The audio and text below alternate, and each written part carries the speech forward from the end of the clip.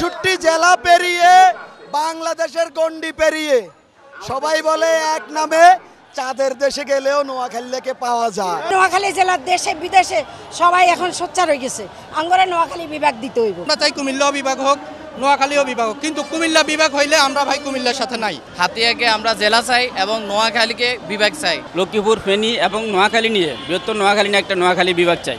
আমরা যেভাবে পরিশ্রম করে কাজ করে সারা পৃথিবীতে ছড়িয়ে ছিটিয়ে আছি, আমরা নোয়াখালী বিভাগ দিলে এই বিভাগকে আমরা কিভাবে উন্নত করতে হয় আমরা নোয়াখালীবাসী জানি।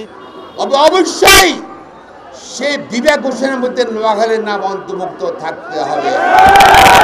পরিসংখ্যান অনুযায়ী বর্তমানে বৃহত্তর নোয়াখালী ও বৃহত্তর কুমিল্লার ৬টি জেলায় প্রায় ২ কোটি মানুষ রয়েছে। এই ৬ জেলার আয়তন প্রায় ১৩,০০০ বর্গ কিলোমিটার, যা ইতিমধ্যে প্রতিষ্ঠিত সিলেট, বরিশাল ও রংপুর বিভাগের আয়তনের চেয়েও বেশি এবং জনসংখ্যার দিক দিয়েও প্রস্তাবিত নোয়াখালী বিভাগের জনসংখ্যা সিলেট, রংপুর ও বরিশাল বিভাগের চেয়ে বেশি।